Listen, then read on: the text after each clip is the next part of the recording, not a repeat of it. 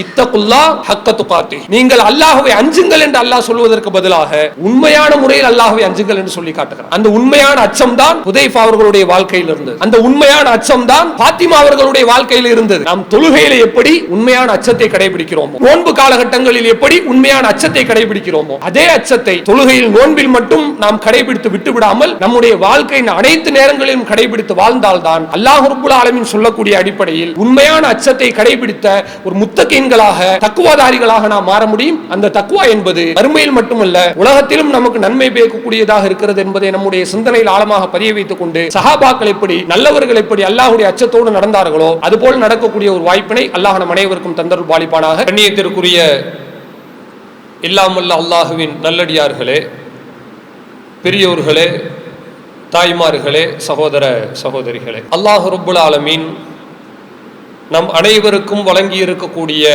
அருட்கொடைகளிலேயே ஈடு இணை அற்றதும் மிக பெரியதுமாய் விளங்குகின்ற இஸ்லாம் என்கிற மார்க்கத்தினை நாம் அனைவரும் நம்முடைய வாழ்க்கை நெறியாக ஏற்றுக்கொண்டிருக்கிறோம்.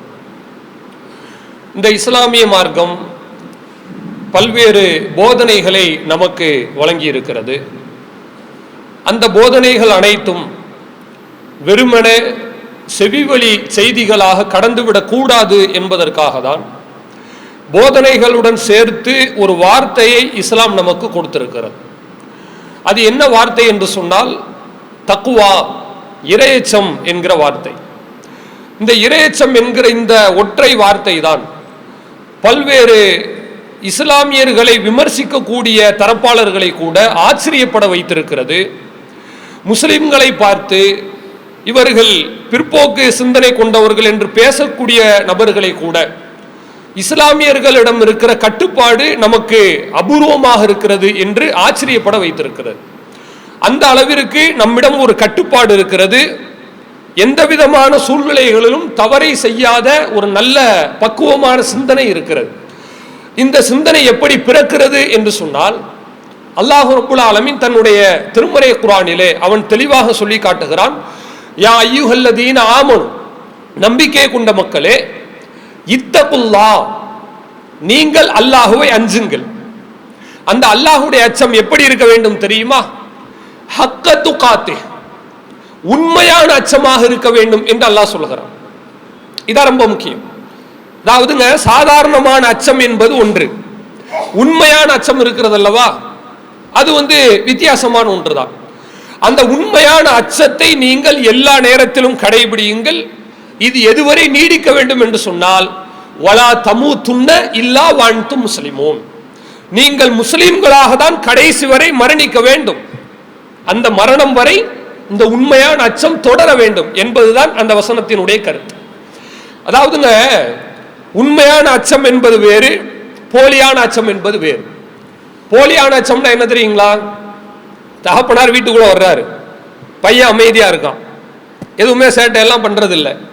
அப்பா பார்த்த உடனே வாழை சுட்டி வீட்டுக்குள்ள உட்கார்ந்துட்டான்.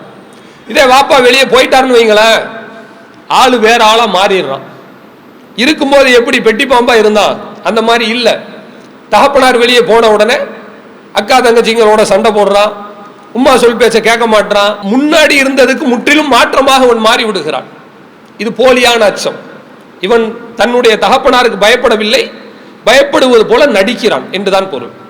இப்ப அல்லாஹ் என்ன சொல்லுகிறான் என்றால், நீ உண்மையான அச்சதாரியாக எப்பொழுது மாற முடியும் தெரியுமா? பள்ளிவாசல்ல தொழுகையில நமக்கு இருக்கும்போது உண்மையான அச்சம் இருக்கிறது.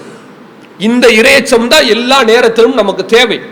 அதை நாமே 5 வேளை தொழுகையில அனுபவித்துக் கொண்டிருக்கிறோம். இப்ப கூட நீங்க பாத்தீங்க, நாம நிறைய நபர்கள் முன்சுன தொழுதோம் இல்லையா? தொழும்போது தக்பீர் கட்டி நிற்கும் போது ஏராளமான இடையூறுகளோடு தான் நம்ம தொழுகையில் இருக்கிறோம். தக்பீர் கட்டி நிற்கிறீங்க, மொபைலில் ரிங் அடிக்கிறது அல்லது வேற ஏதாவது ஒரு நோட்டிஃபிகேஷன் வருகிறது. இப்படி வரக்கூடிய நேரத்தில் நம்மால் அந்த ஃபோன் எடுத்து பேச முடியாமல் கிடையாதுங்க. ஃபோன் எடுத்து பேசலன்னா பேசலாம் தானே, அட்டன் பண்ணால் அழகாக அட்டன் ஆகும், காதில் வச்சா காதில் கேட்கும், நமக்கு எல்லா சூழ்நிலைக்கும் வாய்ப்பு இருக்கிறது. இருந்தாலும் நம்ம பேசுறது கிடையாது. இதுதான் உண்மையான இறைச்சம். இதைத்தான் அல்லாஹ்வுடைய தூதர் சொல்லுகிறார்கள். மல் இஹ்சான், அல்லாஹ்வுடைய தூதரிடம் கேள்வி கேட்கப்படுகிறது, யா ரசூலல்லாஹ், அல்லாஹ்வுடைய தூதரே, ஒரு செயலை அழகிய முறையில் செய்வது என்றால் என்ன கேள்வி கேட்கிறாங்க. எஹ்சான் என்றால் என்னன்னு எங்களுக்கு விளக்குங்கன்னு சொல்லி காட்டுறாங்க. அதுக்கு அல்லாஹ்வுடைய தூதர் அழகாக சொன்னார்கள். இதை நீங்கள் புகாரி முஸ்லிம் போன்ற பல்வேறு நூல்கள்ல பார்க்கலாம்.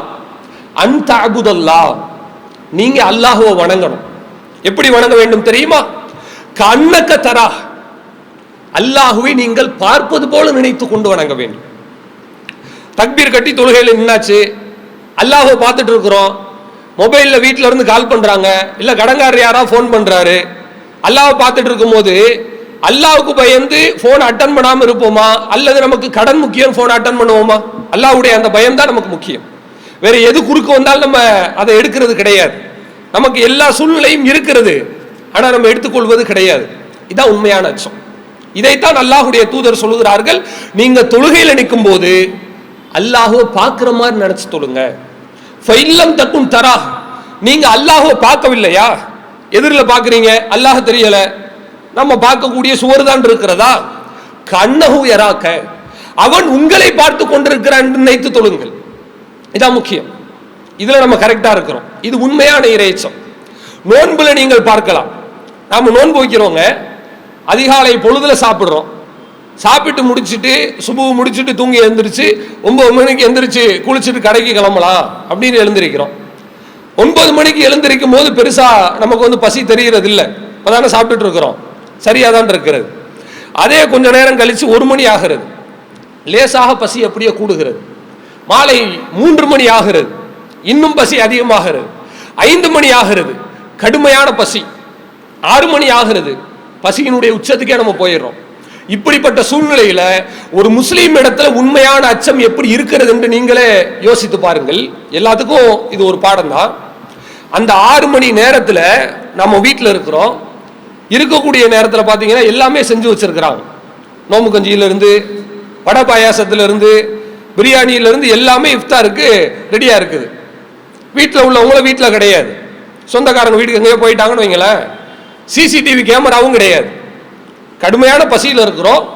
நம்முடைய பொருளாதாரத்தில் செஞ்ச உணவு பதார்த்தங்கள் இருக்கிறது, திருட்டு பொருளாதாரம் கூட கிடையாது, ஊரார் வீட்டு சொத்து கிடையாது, நம்மளுடைய பொருளாதாரம் தான்.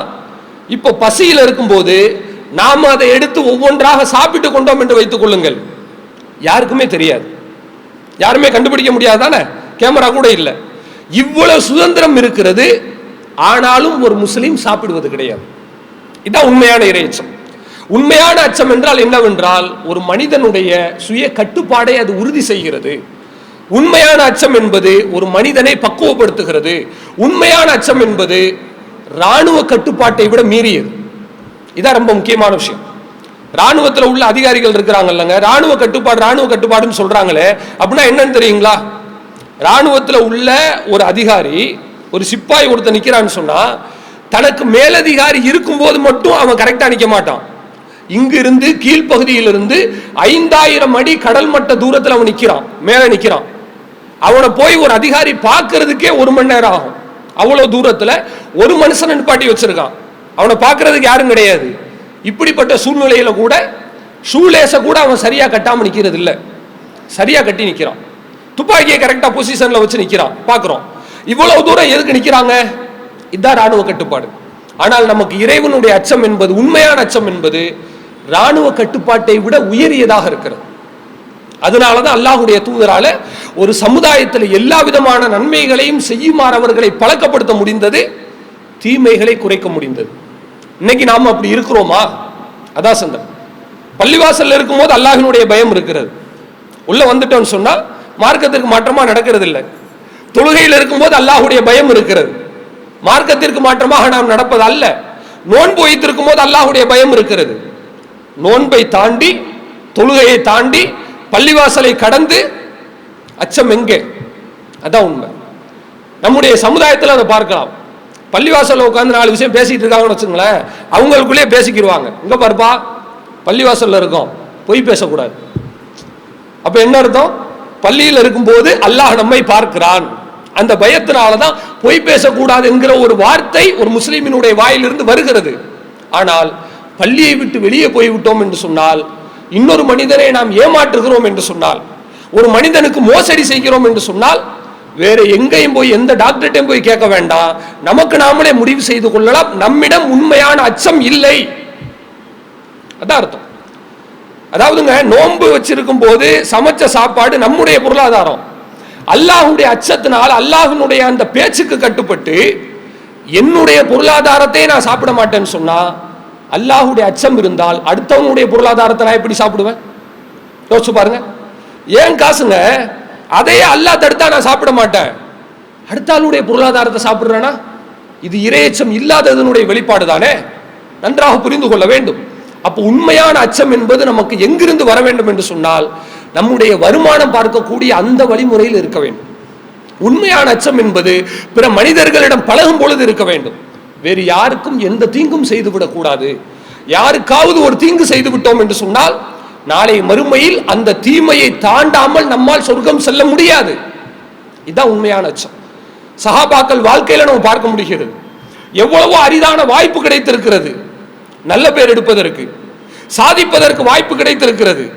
அவர்கள் நினைத்ததை அடைவதற்கு அல்லாஹ் அவர்களுக்கு பல வாய்ப்புகளை கொடுத்து வைத்திருக்கிறார். அல்லாஹுடைய அச்சத்தினால் அதெல்லாம் அவங்க வந்து கைவிட்டு இருக்கிறாங்க. நம்ம பார்க்கலாம், அருமையான செய்தி. இறையச்சத்துக்கு ஒரு மனிதன் கட்டுப்பட்டு நடந்தான் என்று சொன்னால், அது அல்லாஹ்விடத்துல மறுமையில மட்டும் நல்லதல்ல, உலகத்திலேயும் நல்லதுதான். ரொம்ப நுட்பமான விஷயம். அதாவது ஹுதைஃபா என்று ஒரு சஹாபி இருக்கிறார். அவர் அஹ்ஸாபுடைய யுத்தத்தில் கலந்து கொண்ட ஒரு சஹாபி, கைதேர்ந்த சஹாபி. இஸ்லாமிய வரலாற்றிலேயே மிக உயரத்தில் வைத்து பார்க்கப்படக்கூடிய சஹாபாக்கள் பல நபர்கள் இருக்கிறார்கள். அதுல மிக முக்கியமான நபர் ஹுதைஃபா தான். இந்த ஹுதைஃபா அவர்கள் அல்லாஹ்வுடைய தூதரின் மரணத்திற்கு பிறகு அவர் இருக்கிறார். அப்போ ஒரு மனிதர் வந்து சொல்றாரு அவங்கள்ட்ட, ஹுதைஃபா அவர்களே, நான் மட்டும் ரசூலுல்லாவோட இருந்தேன்னு வச்சுங்களேன், நான் ரசூலுல்லாவோட போருக்கு போய் ஃபபுலைட், நான் அழிஞ்சிருப்பேன், என் உயிரை கூட கொடுத்திருப்பேன் என்று சொல்லி காட்டுகிறார். அப்போ ஹுதைஃபா சொல்லுகிறார், அப்படியா, நீங்க நினைக்கிற மாதிரியே நீங்க செஞ்சீங்கன்னா சந்தோஷம்தான், தப்பில்லை. ஆனா நான் சொல்றேன் கேளுங்க, நீங்க நினைக்கிற மாதிரி விஷயம் கிடையாது. நீங்க ஆசைப்படுறீங்க, ஆனா விஷயம் அப்படி கிடையாது, வேறு மாதிரி இருக்கிறது. எப்படி? அஹ்ஸாபுடைய யுத்தத்துல நாங்க அல்லாஹ்வுடைய தூதரோடு கலந்து கொண்டிருந்தோம்.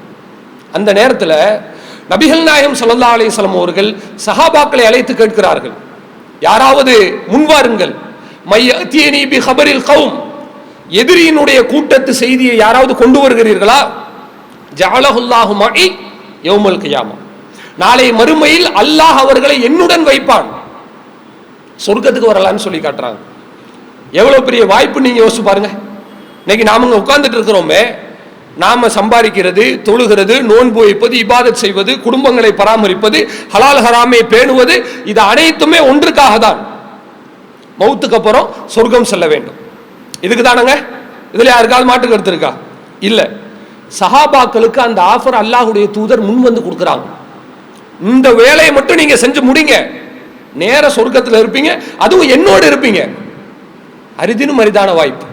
பொதுவாக சஹாபாக்கள் இவ்வளவு தூரம் அவங்களை வந்து ரைஸ் பண்ணி எல்லாம் சொல்ல வேண்டாம், சாதாரணமா சொன்னா போதுங்க, உடனடியா ஓடி போய் நிற்பாங்க, போட்டி போட்டுக்கிட்டு போவாங்க. இது சஹாபாக்களுடைய கேரக்டர். ஆனா இந்த இடத்துல இந்த ஹதீஸ்ல சஹாபாக்கள் தங்களுடைய இயல்பான குணத்தில் இருந்து மாறி வேறு வகையில நடக்கிறாங்க. ரசூலுல்லாஹ் கேட்கிறாங்க, யாராவது போய் பார்த்துட்டு வாங்கப்பா, மறுமையில என்னோட சொர்க்கத்தில் இருப்பீங்கன்னு கேட்கிறாங்க. போட்டி போட்டுட்டு போயிருக்கணும் இல்லையா? யாருமே போகல, அமைதியா இருக்கிறாங்க. இரண்டாவது முறையும் அல்லாஹ்வுடைய தூதர் கேட்கிறார்கள், யாராவது போங்கல, மறுமையில என்னோட சொர்க்கத்தில் இருப்பீங்கன்னு கேட்கிறாங்க. போகல. மூன்றாவது முறையும் அல்லாஹ்வுடைய தூதர் இதே வார்த்தையை பிரயோகப்படுத்துகிறார்கள். போகவில்லை. ஏன் போகவில்லை என்று சொன்னால், ஹுதைஃபா காரணத்தை சொல்றாரு, அதான் ரொம்ப முக்கியம். அந்த அஹ்ஸாபுடைய யுத்தம் நடந்தது குளிர்காலம், கடுமையான குளிர். எப்படி குளிர் தெரியுமா? ரீஹுன் ஷதீத் வ குர், கடுமையான காற்று வீசக்கூடிய ஒரு குளிர்காலம். அதாவது குளிர கூட தாங்கிக்கலாம், அந்த குளிர் காத்து வீசுன்னு வைங்களேன், மூக்கெல்லாம் அடைச்சி தலையெல்லாம் பாரமாயி என்ன செய்யறதுன்னு ஒன்றும் புரியாது, கைகால ஓடாது இல்லையா? அப்ப அரபு நாட்டு குளிர் என்பது நம்ம நாட்டு குளிரை விட ஒரு 10-20 பங்கு கூடுதலாகத்தான் இருக்கும். வெயிலும் அங்க அதிகம் தான், குளிரும் அங்க அதிகம் தான். அந்த மாதிரி குளிர் இருக்கிறனால எழுந்திருச்சு போக முடியல சஹாபாக்களால. 3 தடவை கேட்கிறாங்க, ஆஃபர் பண்றாங்க ரசூலுல்லாஹ், யாருமே எழுந்திருக்கல. இப்போ அல்லாஹ்வுடைய தூதர் பார்க்கிறார்கள், இப்படி போனா சரியா வராது என்பதனால என்னவோ 4வது முறை அல்லாஹ்வுடைய தூதர் சொல்கிறார்கள், கும் யா ஹுதைஃபா, ஹுதைஃபாவே நீங்க எழுந்துறீங்க, போய் பார்த்துட்டு வாங்க போங்க. அப்போ ஹுதைஃபா சொல்லுகிறார், முன்னாடி சாதாரணமா ரசூலுல்லாஹ் பொதுவா கூப்பிட்டாங்க, நான் உட்கார்ந்துட்டேன், இப்போ என் பேரை சொல்லி அழைச்சிட்டாங்க, இதுக்கப்புறம் நான் இருக்க முடியுமா? அப்போ என்ன சொல்லி கூப்பிடும் போது நான் எழுந்திரிச்சு போகலனா இது ரசூலுல்லாஹ்வுக்கு உரிய அந்த இடத்தை கொடுப்பதில் கீறல் ஏற்படுத்தி விடாதா என்கிற அச்சம். உடனே எழுந்திரிச்சிட்டார், போகிறார், போய் பார்க்கிறார். அவர் அனுப்பும்போது ரசூலுல்லாஹ் சொன்ன ஒரு வார்த்தை இவருடைய மூளையில் நன்றாக பதிந்திருக்கிறது. அல்லாஹ்வுடைய தூதர் சொல்கிறார்கள், இதுதான் இறையச்சத்தினுடைய நுனி பகுதி, இதுல இருந்து வெளியே போயிட்டோம் இறையச்சத்துக்கு நமக்கு சம்பந்தம் இல்லாமல் போயிடும். ரசூலுல்லாஹ் சொன்ன வார்த்தை ஒன்றுதான், வலா ததஅருஹும் அலை, ஹுதைஃபாவே போங்க, உங்களுக்கு கொடுக்கப்பட்ட வேலை உளவு பார்க்கறது தான், போன வேலையை பாருங்க, தயவு செய்து என்னை நீங்க சங்கடத்தில் ஏற்படுத்திடுறாங்க, எனக்கு எதுவும் பிரச்சனையை கூட்டிடாதீங்க அப்படின்னு சொல்றாங்க. இவரும் போறார். இந்த வார்த்தையை ரசூலுல்லாஹ் சொன்னாங்கன்றது பின்னாடி நமக்கு விளங்குது. இவர் போய் அங்கிருந்து படைகளை பார்க்கிறார். ஏராளமான மக்கள் உட்கார்ந்து இருக்கிறார்கள். அஹ்ஸாப் என்று சொன்னால் கூட்டுப்படை என்று தமிழ்ல பொருள். அதாவது மக்கத்து காபிர்கள் மட்டுமல்ல, ஒட்டுமொத்த இஸ்லாமிய எதிரிகள் இருக்கிறான் இல்லையா, எதிரிக்கு எதிரி நண்பன் என்கிற அந்த திட்டத்தின் அடிப்படையில் எல்லாரும் ஒன்று கூடி இருக்கிறான். கூட்டம் பார்த்தீங்கன்னா பயங்கரமான கூட்டமாக இருக்கிறது. குளிர் தாங்க முடியாம அவன் என்ன செய்யறானா, அப்படியே நெருப்பை மூட்டி குளிர் காயிறாங்க. இதுல அபூ சுஃபியான் இருக்கிறார் இல்லையா, பிற்காலத்தில் அவர் இஸ்லாத்துக்கு வந்து விட்டார். அவர் இஸ்லாம் ஆகிறதுக்கு முந்தைய காலகட்டத்தில் இந்த போர் நடக்கிறது. நெருப்பை கொளுத்தி விட்டுங்க, முதுக காண்பித்து குளிர் காய்ந்து கொண்டிருக்கிறார். அதாவது ஊட்டியில குளிர் பகுதியில் என்ன செய்வாங்க, கட்டை எரியும், கையை காண்பிச்சு உடம்புல தடவிப்பாங்க இல்லையா, இது இந்த குளிருக்கு போதும். ஆனா அஹ்ஸாபுடைய குளிர் அப்படி குளிர் கிடையாது. நீங்க தடவிட்டுல இருந்தா அதெல்லாம் ஆறாது. இவர் நெருப்பு எரிய விட்டு முதுக காண்பித்து உட்கார்ந்து இருக்கிறார். அப்பதான் கட்டுப்படி ஆகும் போல, அவ்வளவு கடுமையான குளிர். இங்க இருந்து போன ஹுதைஃபா கரெக்டா டார்கெட் அபூ சுஃபியான பார்த்துட்டார். பார்த்து இவர் என்ன செய்யறார் தெரியுமா, அபூ சுஃபியான் தான் லீடர், லீடரை தூக்கிட்டோம்னா டோட்டலா அந்த டீமே முடிஞ்சு போயிடும் என்று நினைச்சு கரெக்டா அம்புல வில்ல வச்சு இழுத்து பிடிச்சிருக்கிறார். பிடிச்சிட்டார், ரிலீஸ் பண்ணாருன்னு வச்சுங்களேன், அபூ சுஃபியான் காலி, முடிஞ்சு போச்சு. அதோட அவர் இறப்பதற்கு தான் அதிக வாய்ப்பு உண்டு. இப்ப இழுத்து பிடிச்சி வைத்திருக்கும் பொழுது அவர் சொல்லுகிறார், அல்லாஹ்வுடைய தூதர் சொன்ன வாசகம் என் நினைவுக்கு வருகிறது. ரசூலுல்லாஹ் என்ன சொன்னாங்க, வலா ததஅருஹும் அலை, எனக்கு எந்த பிரச்சனை ஏற்படுத்துகிறாய், எனக்கு சங்கடத்தை ஏற்படுத்துகிறாய்ங்க. ததஅருஹும் அலை என்று சொன்னால் நம்ம சாதாரணமா சொல்றோம், அதுக்கு சரியான பொருள் என்ன தெரியுமா, போங்க, ரகசியமா பாருங்க, ரகசியமா வந்துருங்க, நீங்க போயிட்டு வர்ற தடம் கூட யாருக்கும் கிடைக்க கூடாது. அவ்வளவு தூரம் ரொம்ப மெயினுட்டா போயிட்டு வாங்கன்னு சொல்லி ரசூலுல்லாஹ் நம்மளை அனுப்பியிருக்காங்கன்னு சொல்லி தன்னுடைய அம்பை உள்ள வச்சுக்கிட்டு அப்படியே அல்லாஹ்வுடைய தூதர்கிட்ட நான் வந்துட்டேன். திருப்பி வரும்போது அவ்வளவு குளிர் காற்று வீசும் பொழுது கூட ஒரு மேகம் எனக்கு நிழல் கொடுப்பது போல அப்படியே நான் பத்திரமாக சேர்ந்தேன் என்று அந்த சஹாபி சொல்லி காட்டுகிறார். இதான் இறையச்சம். நமக்கு வாய்ப்பு கிடைக்கும், அந்த வாய்ப்பை பயன்படுத்துவதா வேண்டாமா என்று யோசிப்பதற்கு பதிலாக அல்லாஹும் ரசூலும் அனுமதித்திருக்கிறார்களா, இதான் விஷயம். இந்த இறையச்சத்தோடு நடந்த காரணத்தினாலதான் அஹ்ஸாபுடைய யுத்தத்தில் முஸ்லிம்களுக்கு வெற்றி கிடைத்தது. சாதாரணமான விஷயம் கிடையாது. நீங்க நல்லா பாருங்க, அந்த இடத்துல ஹுதைஃபா அவங்க அம்பை இழுத்து பிடிச்சிருந்தாங்களே, அவங்களுக்கு வாய்ப்பு கிடைச்சிச்சு அபூ சுஃபியான் அட்டாக் பண்றதுக்கு. இவங்க விட்டு இருந்தாங்கன்னு வச்சுங்களேன், 2 சிக்கல் அங்க நடந்திருக்கும். பிற்காலத்தில் அபூ சுஃபியான் முஸ்லீம் ஆவதற்கும் வாய்ப்பு இருக்காது, காஃபிராகவே அவர் மரணம் அடைந்திருப்பார். 1. 2வது சிக்கல் என்ன தெரியுமா, இவர் அபூ சுஃபியான் அட்டாக் பண்ணலாம், இருக்கிற எல்லாத்தையும் அட்டாக் பண்ண முடியுமா, முடியாது. அங்க கூட்டம் அதிகமாக இருக்கிறது, இவர் ஒரு ஆளா இருக்கிறாரு. அவங்க இருக்கிற அல்லாஹ் பார்த்துட்டான்னு வச்சுங்களேன், கிராஸ் ஃபயர் ஆயிடும். அங்கிருந்து திருப்பி அடிச்சான்னு சொன்னா இங்க இருக்கிறது ஒரு ஆளு, அவன் எல்லாரும் திருப்பி பிடிச்சான்னு சொன்னா ஒட்டுமொத்தமா அவர் காலி ஆயிடுவார். இவர் காலி ஆகாவிட்டாலும் கூட தப்பித்து ஓடுனா எங்க ஓடுவாங்க, யாரை பார்த்து ஓடுவாங்க, ரசூலுல்லாஹ் பார்த்து தான் ஓடுவாங்க. அப்போ ஒட்டுமொத்தமா இஸ்லாமிய படையை அழிவதற்கு இந்த பேச்சை அவர் கேட்காமல் இருந்தால் ஒரு காரணமாக மாறி இருக்கு. இதான் விஷயம். அல்லாஹ்வுக்கு கட்டுப்பட்டு நடந்தால் மறுமையில மட்டும் நன்மை இல்லை, உலகத்திலும் நன்மை தான். நம்ம பார்க்கிறோம், அல்லாஹ்வினுடைய அச்சத்திற்கு அப்பாற்பட்டு நம்ம சில நேரத்தில் நடந்து விட்டோம் என்று சொன்னால் அந்த உறுத்தல் உள்ளத்தில் இருந்து கொண்டிருப்பதை நம்ம பார்க்கிறோம். அல்லாஹ் ரப்புல் ஆலமீன் வட்டி பொருளாதாரத்தை நமக்கு தடுத்திருக்கிறான். அல்லாஹ் ரப்புல் ஆலமீன் மார்க்கத்திற்கு மாற்றமான வருமானத்தை தடுத்திருக்கிறான். இதை நாம சகித்து கொண்டு காம்ப்ரமைஸ் பண்ணி அதை நம்ம எடுத்துக்கொண்டோம் என்று சொன்னால் என்றைக்கிருந்தும் நான் சொல்லுகிறேன், மவுத்து வர அந்த சிந்தனை நமக்கு குற்ற உணர்ச்சி இருந்து கொண்டே தான் இருக்கும். இறைச்சத்திற்கு அப்பாற்பட்டு நடந்தோன்னு வச்சுக்கோங்க, வருமானத்தில் மட்டும் இல்லை, எல்லா விஷயத்திலையும் சொல்றேன். தக்குவாவிற்கு வெளியில் நின்று நம்ம ஒரு காரியத்தை செய்தால் என்றைக்கிருந்தும் அந்த குற்ற உணர்ச்சி நம்மை துரைத்து கொண்டுதான் இருக்கும். இதுக்கு அழகிய எடுத்துக்காட்டு தான் பல சஹாபாக்களுடைய வாழ்க்கையை நம்ம பார்க்கிறோம். ஃபாத்திமா ரலியல்லாஹு அன்ஹா அவங்க சொல்றாங்க பாருங்க, எவ்வளவு அருமையா ரசூல் ஸல்லல்லாஹு அலைஹி வஸல்லம் அவர்களுடைய வார்ப்பாக அவர்கள் வளர்ந்திருக்கிறார்கள் என்று யோசித்து பாருங்கள். அதாவது ரசூலுல்லாஹ்வினுடைய மௌத்துக்கு முன்னால ஃபாத்திமா அவங்கள்ட்ட ரசூல் ஸல்லல்லாஹு அலைஹி வஸல்லம் ரெண்டு விஷயம் சொல்றாங்க. முதல் விஷயம் என்ன தெரியுங்களா? முதல்ல சொன்னது ஒரு விஷயத்தை சொல்றாங்க, ஃபாத்திமா நாயகி அழுகிறார்கள். பக்கத்தில் உள்ள நபியினுடைய மனைவிமார்கள் எல்லாம் பார்த்து கொண்டிருக்கிறார்கள், ஒண்ணுமே புரியல. ரெண்டாவது ஒரு விஷயம் சொல்றாங்க, ஃபாத்திமா ரலியல்லாஹு அன்ஹா சிரிக்கிறார்கள், அதுவும் புரியல. ஆயிஷா ரலியல்லாஹு அன்ஹா ரசூலுல்லாஹ் இந்த விஷயத்தை பேசிட்டு எழுந்திருச்சு போன உடனே போய் கேட்குறாங்க, ஃபாத்திமாவே அது என்ன விஷயம் நீங்க சொல்லிருங்க, தயவு செஞ்சு சொல்லுங்களேன்னு கேட்குறாங்க. நான் சொல்ல மாட்டேன்னு சொல்லிட்டாங்க. பிறகு அல்லாஹ்வுடைய தூதர் வஃபாத் ஆகிறார்கள். மௌத்துக்கு பிறகு ஃபாத்திமா உங்கள்கிட்ட ஆயிஷா நாயகி போய் கேட்குறாங்க, ஆயிஷாவே நான் உங்கள்கிட்ட உள்ள உரிமையில கேட்குறேன், நீங்க எனக்கு சொந்தக்காரங்க தானே, அந்த உரிமையில நான் கேட்குறேன், தயவு செஞ்சு அது என்ன விஷயம் சொல்லிருங்களேன். அப்போ ஃபாத்திமா சொல்றாங்க, என்னுடைய தந்தை அல்லாஹ்வுடைய தூதர் அவர்கள் முதல்ல சொன்ன விஷயம் என்னவென்றால், அவர்கள் சொன்னார்கள், ஜிப்ரீல் அலைஹிஸ்ஸலாம் வருடத்திற்கு ஒரு முறை குர்ஆனை என்னிடம் வந்து ஓதி பார்த்து சரி பார்ப்பார். ஆனா இந்த வருடம் மட்டும் 2 தடவை வந்து சரி பார்த்திருக்கிறாங்க. ஒரு தடவை தான் வருவாங்க, இந்த வருஷம் 2 தடவை வந்துட்டாங்க. இது எனக்கு என்ன தோன்றுகிறது என்று சொன்னால், இல்லா கது இக்தரப், என்னுடைய தவணை நெருங்கி விட்டது, நான் மௌத்தாக போறேன் என்றுதான் எனக்கு தோன்றுகிறதுன்னு சொல்றாங்க. சொன்ன உடனே ஃபாத்திமா ரலியல்லாஹு அன்ஹா அழுது ஊத்துகிறார்கள். இதை பார்த்துட்டு தான் ஆயிஷா நாயகியே அழுகிறாங்கன்னு ஆச்சரியப்பட்டது. ரெண்டாவது ஒரு விஷயம் சொல்றாங்க அல்லாஹ்வுடைய தூதர், அதாவது ஃபாத்திமாவே, அம்மா தருளைன அன்த கூனி அவ்வளி நிசாய் அஹ்லில் ஜன்னா, நீங்க வந்து சொர்க்கத்து பெண்களுக்கு தலைவியாக போறீங்களே, அந்த ஒரு பாக்கியத்தை அல்லாஹ் உங்களுக்கு கொடுக்கவிருக்கிறான், அது உங்களுக்கு வேண்டாமா? நான் சொன்னதை கேட்டு மௌத்தா போயிருவேன்னு நினைச்சு அழுகிறீங்களே, நீங்க தாமா சொர்க்கத்து பெண்களுக்கு தலைவியா இருக்க போறீங்க. நாவர் அனிபா கூட பாட்டு பாடுவார்லங்க, பெண்களுக்கு தலைவியான ஃபாத்திமான்னு சொல்லிட்டு, இந்த ஹதீஸ்ல இருந்தா எடுத்துருப்பாரு போல.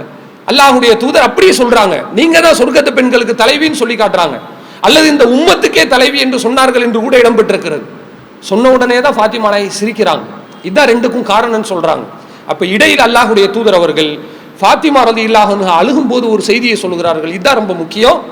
இத்தகில்லா, நீ அல்லாஹ்வை அஞ்சிக்கும், வஸ்பிரி, பொறுமையாக இரு. நான் வஃபாத் ஆயிருவேன்னு சொன்ன உடனே அழுகிறீங்களே, அழாதீங்கம்மா, அல்லாஹ்வை அஞ்சுங்க, பொறுமையா இருங்க. நான் தான் நிஅம ஸலஃப் அனலகி, உங்களுக்கு முன்னாடி சென்றவர்களில் சிறந்தவன் நான் தான். அத்தா மௌத்தா போயிட்டாங்க அப்படின்னு கலங்கி ஊத்தாதீங்க, அல்லாஹ்வுக்கு அஞ்சிக்கங்க, அல்லாஹ்வினுடைய அச்சப்படி நீங்க வாழுங்க. அல்லாஹ் நாடி இருக்கிற மௌத்து எல்லா நபர்களுக்கும் வரத்தான் செய்யும்.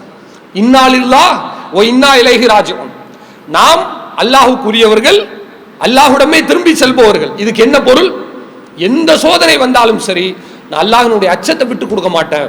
இதை அல்லாஹ்வின் தூதர் ஸல்லல்லாஹு அலைஹி வஸல்லம் அவர்கள் தன்னுடைய அன்பு மகள், தன்னுடைய அருமை மகள் ஃபாத்திமா ரலியல்லாஹு அன்ஹா அவர்களுக்கு அழகிய முறையில் அவர்கள் எச்சரித்து காட்டியிருக்கிறார்கள் என்பதை நம்ம பார்க்க முடிகிறது. எனவே கண்ணியத்திற்குரிய சகோதர சகோதரிகளே, அல்லாஹ் சொல்வது போல, இத்தகுல்லா ஹக்க துகாத்தி, நீங்கள் அல்லாஹ்வை அஞ்சுங்கள் என்று அல்லாஹ் சொல்வதற்கு பதிலாக உண்மையான முறையில் அல்லாஹ்வை அஞ்சுங்கள் என்று சொல்லி காட்டுகிறார். அந்த உண்மையான அச்சம்தான் ஹுதைஃபா அவர்களுடைய வாழ்க்கையில் இருந்தது. அந்த உண்மையான அச்சம்தான் ஃபாத்திமா அவர்களுடைய வாழ்க்கையில் இருந்தது.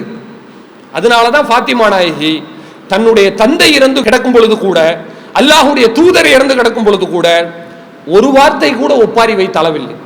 இது எவ்வளவு பெரிய விஷயம், எவ்வளவு பெரிய கட்டுப்பாடு. ரசூலுல்லாஹ் மௌத்துக்கு பின்னாடி தானங்க அந்த விஷயத்தையே சொல்றாங்க, அவங்க மௌத்தா போக போறாங்க அப்படிங்கறத.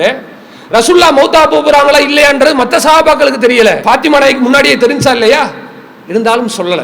அல்லாஹ்வினுடைய அச்சம் தான், அந்த உண்மையான அச்சத்தினுடைய வெளிப்பாடாக தான் ஃபாத்திமா நாயகி பொறுமையாக இருந்த காரணத்தினால தான் நாளை மறுமையில சொர்க்கத்து பெண்களுக்கு தலைவி என்கிற ஒரு உயர்ந்த பட்டத்தை அல்லாஹ்வுடைய தூதர் அவர்களுக்கு கொடுத்து அழகு பார்க்கிறார்கள். ஹுதைஃபாவும் நாளை மறுமையிலே அச்சத்தை கடைபிடித்ததன் விளைவாக தான் அல்லாஹ்வுடைய தூதரோடு சொர்க்கத்தில் இருக்கிற ஒரு உயர்ந்த பாக்கியத்தை அவர் அடைந்திருக்கிறார்.